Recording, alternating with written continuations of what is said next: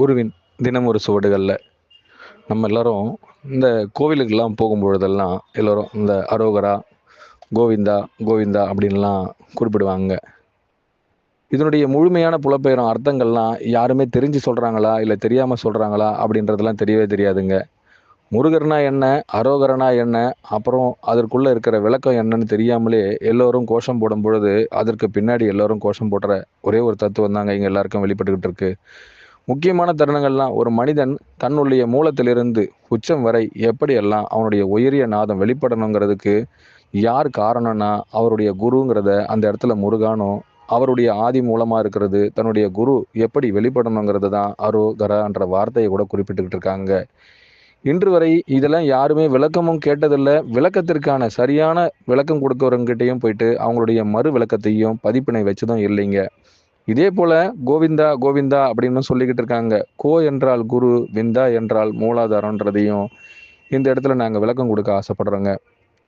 எல்லோரும் பெருமாள் கோவிலுக்கு போனாங்கன்னா கோவிந்தான்றாங்க, திருப்பதிக்கு போனால் கோவிந்தான்றாங்க. அப்போ எங்கே அவங்க பதிய சொல்கிறாங்கன்னா, கோ என்றால் குரு, விந்தா என்றால் அவருடைய மூலங்கிறத உங்களுடைய மூலத்திலிருந்து உன் குருவை நீ உயிர் தெழுந்து கண்டுபிடி, உன்னுள்ளிருந்தே அவர் வாசம் புரிவதின் மறு விளக்கமாய் மனமாய் உன்னுள்ளிருந்தே வீசுவார்னு அழகா சொல்ல ஆசைப்படுறாங்க.